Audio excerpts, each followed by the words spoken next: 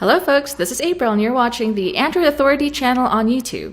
Apple has just released its very first mini tablet, a 7.9-incher aptly named the iPad mini. Is it a little too late into the 7-inch tablets race? Or does the iPad mini pack enough punch to intimidate one of the well-loved leaders in the 7-inch tablet game, the Google Nexus 7?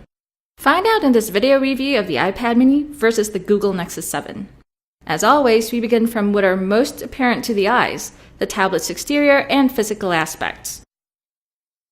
The iPad now has a smaller sibling called the iPad mini. Compared to the earlier iPads, this new one definitely deserves being referred to as a mini. But placed against the Nexus 7, the iPad mini is not as mini. It is actually slightly bigger and slightly wider than the Nexus 7. What's even more amazing is that despite its bigger size, the iPad mini is thinner than the Nexus 7 and is also lighter. Apple did a good job in making this tablet thin and light. I'm sure a lot of folks will appreciate the thinness and lightweight, especially those who use a tablet primarily for long hours of reading. The iPad mini's predominantly aluminum housing shows Apple's touch of simplicity and minimalism. The Nexus 7, on the other hand, also appears simple and minimal, but with an air of classiness because of its all-black theme accentuated by silver edging. On the front of the Nexus 7, you find nothing but the front camera at the top center of the screen and the sensors nearby. On the iPad mini, you'll find the front camera right here and Apple's iconic home button down here. As far as minimalist design is concerned, we give it to the Nexus 7 for not having any physical home button, not even a capacitive one. Navigation is software-driven on the Nexus 7. We'll talk more about software later. Let's check the sides. The left side of the iPad mini doesn't have anything. Same thing for the Nexus 7 except for the dock connector pins here. Here on the right side of the iPad mini are the mute orientation lock button and the volume buttons below it. The volume buttons on the iPad mini are not merged into one volume rocker. They are separate, unlike the volume rocker on the Nexus 7. On the Nexus 7, the power button is also here on the right side above the volume rocker. These are the only physical buttons that you'll find on the exterior of the Nexus 7. At the top side of the iPad mini are the headphone jack here and the microphone here.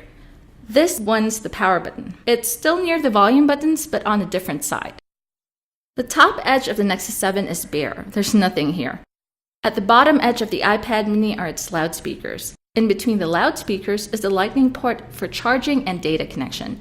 In the case of the Nexus 7, here's the headphone jack here and the micro USB port here. The iPad mini's back is made of aluminum. It's smooth and slightly textured. It feels like suede.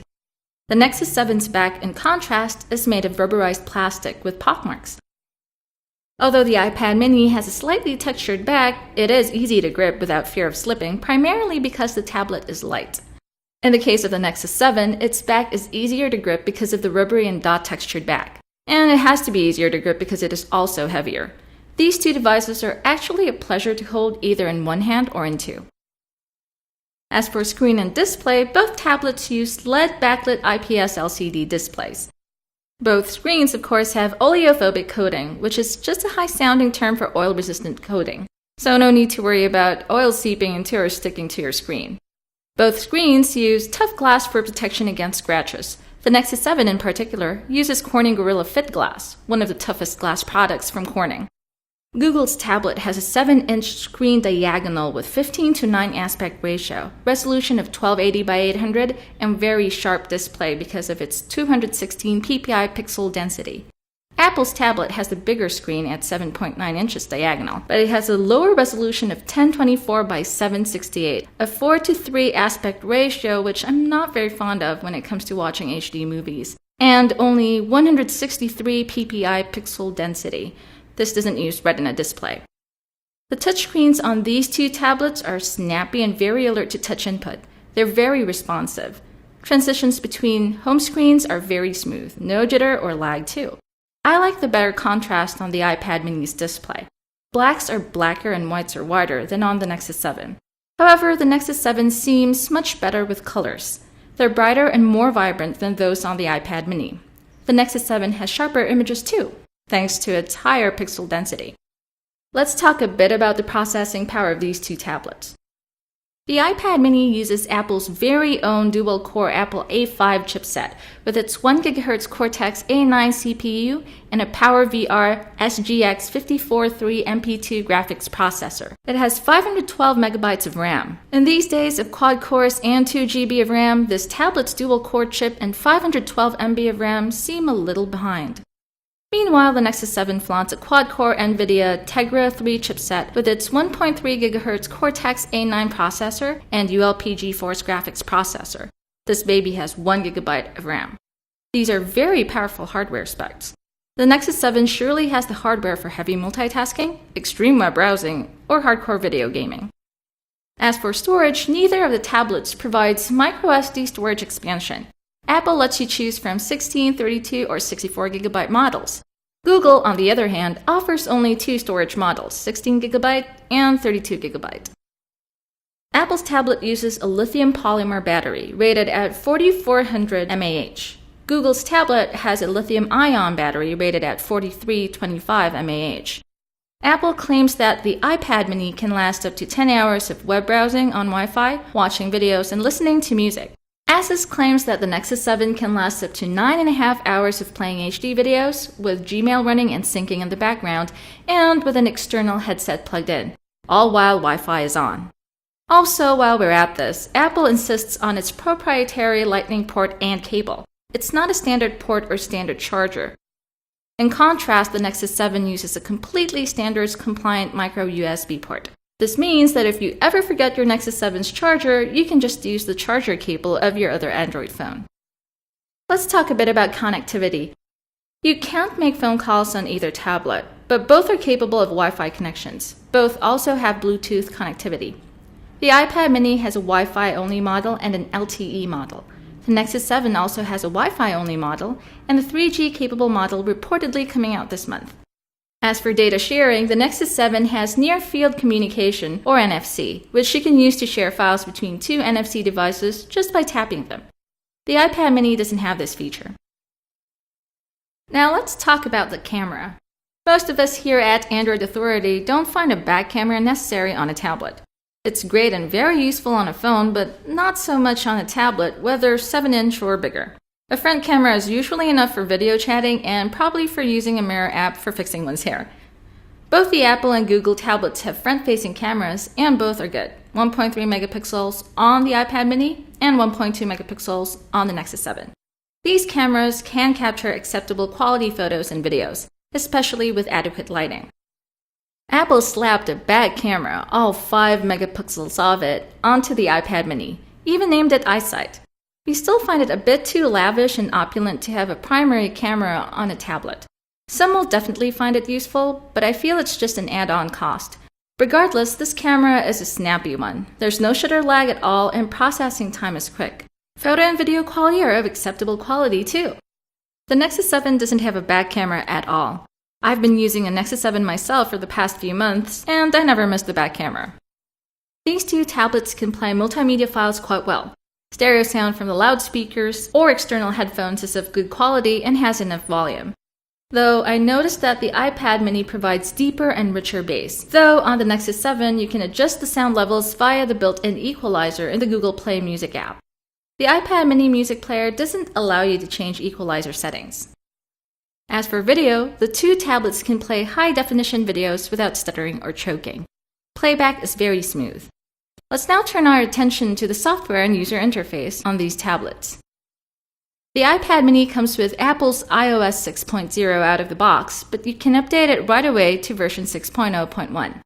The Nexus 7 comes with pure Google Android 4.1 Jelly Bean. Being a Nexus device, it's bound to be one of the first to get upgrades to the latest Android 4.2 Jelly Bean very soon. This discussion about the two tablets' operating systems, software, and user interfaces can easily reach a couple of hours or more, so let's take a look at some of the important and basic features. Both Android and iOS are strong, reliable, and stable operating systems. Both are equally capable of allowing you to use your tablet satisfactorily. They do differ in so many ways and implement solutions differently. For instance, the lock screen. Here's how it looks like on the iPad mini. And here's what you see on the Nexus 7. See this picture frame icon here? If you tap this, the photos in your gallery will be displayed one at a time in a slideshow right here on the lock screen, like this. This feature is not available on the Nexus 7. Let's see the Nexus 7 lock screen. Tap and drag the status bar downward like this to access the notification menu. You can't do this on the iPad mini. Drag the lock icon upward towards the Google logo to instantly launch Google Now. Right on the lock screen alone, Android already shows its mighty muscle and already gives you a foretaste of the many awesome things that Android allows you to do. To unlock the iPad mini, drag the slider to the right. On the Nexus 7, drag the lock icon to the unlock icon. Now we're here at the home screen, so let's check it out. On the iPad mini, all your app icons are here on the home screen. The logic is that of immediate access. All your apps are laid out before you, ready for you to launch right after you unlock the tablet screen. To view your notifications, just pull down the notification center like this. Notifications are grouped according to the app. You can delete a notification group, but you cannot dismiss individual notifications. You can't even dismiss all notifications at the same time. You can, however, control which apps will display messages in the notification center. This bar here is called the dock bar. You can add your most frequently used app shortcuts to this dock so you can launch your favorite apps regardless of which home screen you're at. This button here is the home button. It is the central control of the iPad mini and it performs several functions. Click it once to go back to the home screen. Click it twice to view your most recently closed apps. Hold it down to launch Siri, the voice-activated assistant. If I could sum up the iPad mini's overall principle in just one word, it would be efficiency. On Android, things are different. Not necessarily much better, but definitely more flexible, clearer, and fun. On the Nexus 7, you get 5 home screens, which you can view by swiping either to the left or to the right. To view your notifications, just swipe downward from the status bar to open the notification menu. This button here is for locking the screen orientation. This one here is a shortcut to the settings menu. Those are a lot of things that you can do on Android, and we're still talking about the notification menu. This bar here is the dock bar. You can also place your favorite app shortcuts here. You can even organize the app shortcuts into folders. Just tap, hold, and drag an app icon over another to create a folder. The Nexus 7 doesn't have physical buttons. It has virtual buttons instead. These 3 buttons here are for back, home, and recent apps. On the Nexus 7, your apps are kept in the app drawer. Tap this middle button here to view your app drawer. Voila! All your apps are here. You can place app shortcuts on your home screen too, if you like. Just tap, hold, and drop an app icon on any of your 5 home screens. Like I said, Android is more dynamic and flexible. Widgets are a testimony to such flexibility. All the available widgets can be accessed from the Widgets tab, next to the app drawer. You add a widget to the home screen in the same way as you add an app icon. Let's add a photo gallery widget. There you go. You will never be able to enjoy this on your iPad mini. Customizing your Nexus 7 home screen is easy too. Long tap on any empty space on the home screen, like this, and you can easily change your home screen wallpaper. Speaking of which, you can use animated wallpapers, better known as live wallpapers. Let me show you how this works. Cool, huh? Again, this is one of the nice things on Android that you can never enjoy on your iPad mini. If I can sum up the Nexus 7's overall principle in just 2 words, they would be flexibility and freedom or choice. Both Android 4.1 Jelly Bean and iOS 6.0 have more software features than we can cover in this review. So check out our text review on Android Authority to find out more about what other software bells and whistles the Nexus 7 and iPad mini can offer you. Now we're down to the last bit of this review. Price. How much do they cost? In terms of price, the Nexus 7 leaves the iPad mini in the dust. The base Nexus 7 model with 16 gigabytes of storage, for example, costs about $200, while the Wi-Fi only iPad mini with the same storage capacity costs around $330. The Nexus 7 is $130 cheaper. The upcoming 32 gigabyte model of the Nexus 7 will reportedly cost around $300, while the 32 gigabyte Wi-Fi only iPad mini is priced at $430. Google doesn't have a 64 gigabyte Nexus 7, but Apple has a 64 gigabyte Wi-Fi only iPad mini priced at around $530. The Apple iPad mini and the Google Nexus 7 are 2 great tablets. Each one has something to offer that the other doesn't. Both run powerful and stable operating systems. The iPad mini may be best for you if you're looking for a sleek, efficient, and lightweight tablet with a sturdy build, decent but fast hardware, a 5-megapixel back camera, and a virtual assistant that you can chit-chat with. Don't go for it if your wallet can't reach its sky-high price. For those who prefer an affordable tablet with heavyweight hardware, a solid and comfortable build, no extra baggage such as a back camera, and the flexibility and the freedom to personalize your tablet, the Nexus 7 is perfect for you. Which of the two is your next tablet? Apple iPad mini or Google Nexus 7? Let us know by leaving a comment. Also, remember to subscribe to our YouTube channel. For more Android news, reviews, and more, visit AndroidAuthority.com. This is April from Android Authority. Thanks for watching. May the light side of the Android force be with you.